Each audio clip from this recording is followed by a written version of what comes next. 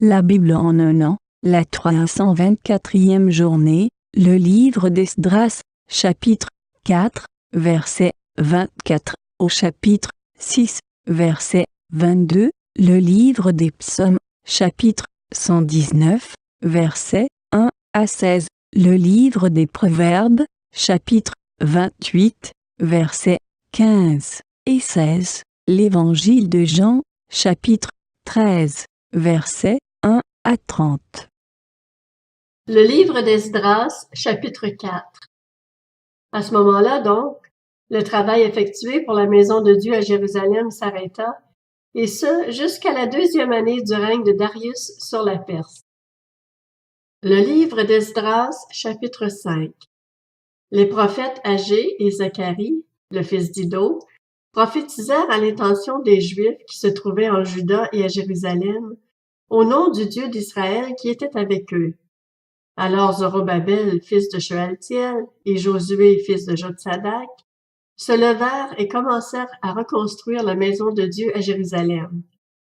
Les prophètes de Dieu étaient à leur côté pour les soutenir. À la même époque, Tatnaï, qui était gouverneur de la région, située à l'ouest de l'Euphrate, Shethar-Boznaï et leurs associés, vinrent les trouver et leur demandèrent: « Qui vous a donné l'autorisation de reconstruire ce temple et de relever ses murs? » Nous leur avons donc dit quels étaient les noms des hommes qui reconstruisaient cet édifice.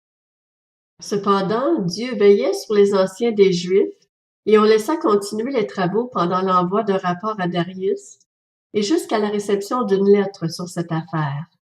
Voici la copie de la lettre envoyée au roi Darius par Tatnaï, gouverneur de la région, située à l'ouest de l'Euphrate, Shethar-Boznaï et ses associés d'Apharsac, qui habitaient cette région. Il lui adressa un rapport dont voici la teneur. Tous nos vœux de paix, roi Darius. Roi, tu dois savoir que nous nous sommes rendus dans la province de Juda à la maison du grand Dieu. Or, elle est reconstruite en pierre de taille et le bois est posé contre les murs. Ce travail est effectué avec soin et progresse rapidement entre leurs mains. Nous avons interrogé les anciens en leur demandant: « Qui vous a donné l'autorisation de reconstruire ce temple et de relever ses murs? » Nous leur avons même demandé leurs noms pour te les faire connaître, en te donnant par écrit ceux des hommes qui sont à leur tête. Voici la réponse qu'ils nous ont faite.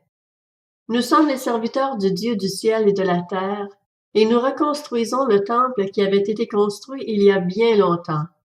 C'était un grand roi d'Israël qui l'avait construit et terminé. Mais nos ancêtres ont irrité le Dieu du ciel, de sorte qu'il les a soumis à la domination du Babylonien Nebuchadnezzar, roi de Babylone, qui a détruit ce temple et exilé le peuple à Babylone. Toutefois, la première année de son règne sur Babylone, le roi Cyrus a donné l'ordre de reconstruire cette maison de Dieu. Il a même retiré du temple de Babylone les ustensiles en or et en argent de la maison de Dieu que Nebuchadnezzar avait enlevés du temple de Jérusalem et amenés dans le temple de Babylone. Il les a fait remettre au dénommé Sheshbatsar, qu'il a désigné gouverneur, et il lui a ordonné de prendre ces ustensiles, d'aller les déposer dans le temple de Jérusalem et de reconstruire la maison de Dieu sur son emplacement. Ce Sheshbatsar est donc venu, il a posé les fondations de la maison de Dieu à Jérusalem, et depuis ce moment jusqu'à maintenant, elle est en construction sans avoir encore été terminée. Maintenant, si le roi le juge bon, que l'on fasse des recherches dans le dépôt des trésors royaux à Babylone pour vérifier si le roi Cyrus a effectivement donné l'ordre de reconstruire cette maison de Dieu à Jérusalem. Que le roi nous fasse connaître ensuite quelle est sa volonté concernant cette affaire. Le livre d'Esdras, chapitre 6. Alors le roi Darius donna l'ordre de faire des recherches dans le bâtiment des archives où l'on déposait les trésors à Babylone, et l'on trouva à Achmeta, dans la place forte qui se trouve dans la province de Médie, un rouleau sur lequel était consigné le rapport suivant. La première année de son règne, le roi Cyrus a donné l'ordre que voici concernant la maison de Dieu à Jérusalem. Que le temple soit reconstruit pour être un endroit où l'on offre des sacrifices et qu'il ait de solides fondations. Il aura 30 mètres de haut et de large, 3 rangées de pierres de taille et 1 rangée de bois neuf. Les frais seront pris en charge par le palais royal. De plus, on rendra les ustensiles en or et en argent de la maison de Dieu que Nebuchadnezzar avait enlevée du temple de Jérusalem et amenée à Babylone. Chacun retrouvera sa place au temple de Jérusalem, on les déposera dans la maison de Dieu. Darius ordonna alors. Maintenant, Tatnaï, toi qui es gouverneur de la région située à l'ouest de l'Euphrate, Shethar-Boznaï et vos associés d'Apharsac, qui habitez cette région, tenez-vous loin de cet endroit. Laissez les travaux de cette maison de Dieu se poursuivre. Que le gouverneur des Juifs et les anciens des Juifs la reconstruisent sur son emplacement. Voici l'ordre que je donne concernant la manière dont vous devrez vous comporter envers ces anciens des Juifs pour la construction de cette maison de Dieu. On prendra sur les biens du roi, provenant des taxes de la région située à l'ouest de l'Euphrate, pour rembourser exactement les frais de ces hommes, afin qu'il n'y ait pas d'interruption des travaux. Les éléments nécessaires pour offrir des holocaustes au Dieu du ciel, jeunes taureaux, béliers et agneaux, blé, sel, vin et huile, seront livrés sur leur demande aux prêtres de Jérusalem, jour après jour. Faites cela sans négligence, afin qu'ils offrent des sacrifices dont l'odeur est agréable au Dieu du ciel, et qu'ils prient pour la vie du roi et de ses fils. Et voici l'ordre que je donne concernant tout homme qui modifiera ce décret. On arrachera une poutre à sa maison, on la dressera pour l'y empaler, et l'on fera de sa maison un tas de décombres. Que le Dieu qui fait résider son nom à cet endroit renverse tout roi et tout peuple qui chercherait à modifier ce décret, à détruire cette maison de Dieu à Jérusalem. C'est moi, Darius, qui ai donné cet ordre, qu'il soit fidèlement appliqué. Tatnaï, gouverneur de la région située à l'ouest de l'Euphrate, Shethar-Boznaï et leurs associés se conformèrent fidèlement à l'ordre que leur avait envoyé le roi Darius. Quant aux anciens des Juifs, ils progressèrent rapidement dans la construction, encouragés par les prophéties du prophète Agé et de Zacharie, fils d'Iddo. Ils finirent de construire le temple, suivant l'ordre du Dieu d'Israël et suivant l'ordre des rois de Perse Cyrus, Darius et Artaxerxès. Il fut terminé le 3e jour du mois d'Adar, la 6e année de règne du roi Darius. Les Israélites, les prêtres, les Lévites et le reste des Juifs issus de l'exil firent avec joie la dédicace de cette maison de Dieu. Ils offrirent pour sa dédicace 100 taureaux, 200 béliers, 400 agneaux et, comme victime expiatoire pour tout Israël, 12 boucs d'après le nombre des tribus d'Israël. Ils mirent en place les prêtres selon leur classe et les Lévites selon leur division pour le service de Dieu à Jérusalem, conformément à ce qui est écrit dans le livre de Moïse. Les Juifs issus de l'exil célébrèrent la Pâque le 14e jour du 1er mois. En effet, les prêtres et les Lévites s'étaient purifiés ensemble, tous étaient purs. Ils sacrifièrent l'agneau pascal pour tous les Juifs issus de l'exil, pour leurs frères, les prêtres, et pour eux-mêmes. Les Israélites revenus d'exil mangèrent le repas de la Pâque, de même que tous ceux qui avaient pris leur distance d'avec les pratiques impures des nations installées dans le pays, et s'étaient joints à eux pour rechercher l'Éternel, le Dieu d'Israël. Ils célébrèrent avec joie pendant 7 jours la fête des pains sans levain, car l'Éternel les avait réjouis en disposant le roi d'Assyrie à les soutenir dans les travaux de la maison de Dieu, du Dieu d'Israël. Le livre des Psaumes, chapitre 119. Heureux ceux dont la conduite est intègre, ceux qui marchent suivant la loi de l'Éternel. Heureux ceux qui gardent ses instructions, qui le cherchent de tout leur cœur, qui ne commettent aucune injustice et qui marchent dans ses voies. Tu as promulgué tes décrets pour qu'on les respecte avec soin. Que mes actions soient bien réglées, afin que je respecte tes prescriptions. Alors je ne rougirai pas de honte devant tous tes commandements. Je te louerai avec un cœur droit en étudiant tes justes sentences. Je veux respecter tes prescriptions.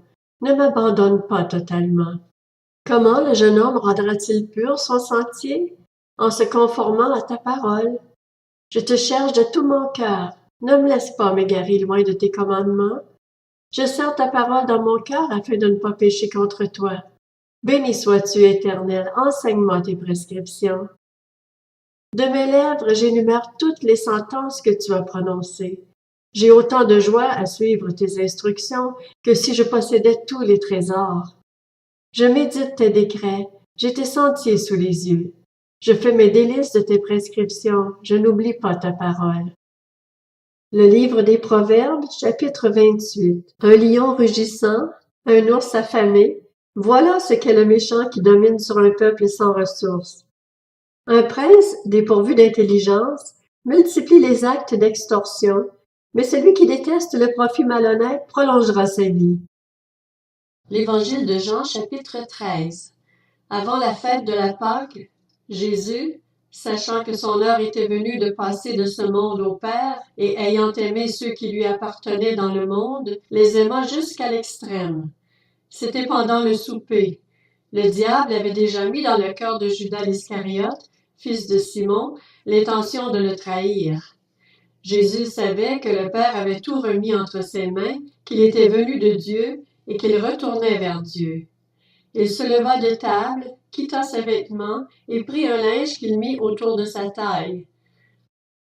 Ensuite, il versa de l'eau dans un bassin et il commença à laver les pieds des disciples et à les essuyer avec le linge qu'il avait autour de la taille.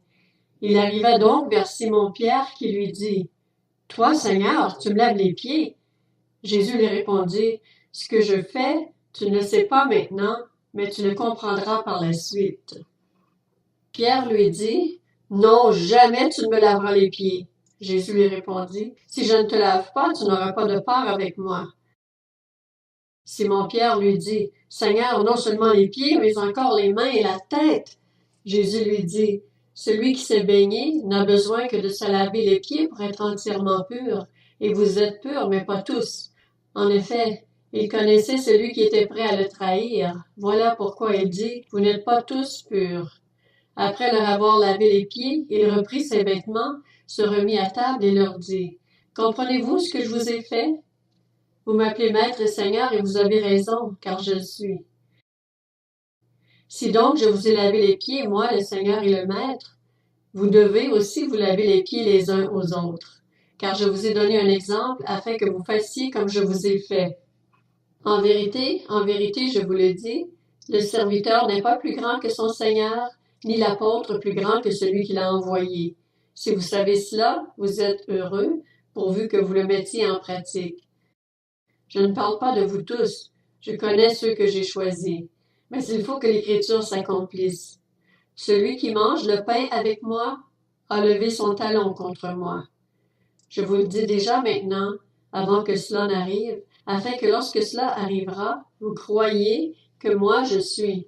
En vérité, je vous le dis, qui reçoit celui que j'aurai envoyé me reçoit, moi, et qui me reçoit, reçoit celui qui m'a envoyé.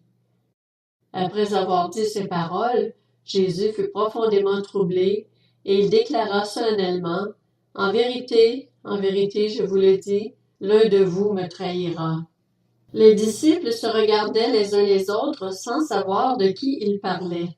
Un des disciples, celui que Jésus aimait, était à table à côté de Jésus. Simon-Pierre lui fit donc signe de demander qui était celui dont parlait Jésus. Ce disciple se pencha vers Jésus et lui dit « Seigneur, qui est-ce » Jésus répondit « C'est celui à qui je donnerai le morceau que je vais tremper. » Puis il trempa le morceau et le donna à Judas, fils de Simon l'Iscariote. Dès que Judas eut pris le morceau, Satan entra en lui. Jésus lui dit « Ce que tu fais, fais-le rapidement. » Aucun de ceux qui étaient à table ne comprit pourquoi il lui disait cela. Comme Judas tenait la bourse, quelques-uns pensaient que Jésus lui disait « Achète ce dont nous avons besoin pour la fête » ou qu'il lui demandait de donner quelque chose aux pauvres. Après avoir pris le morceau, Judas sortit aussitôt. Il faisait nuit.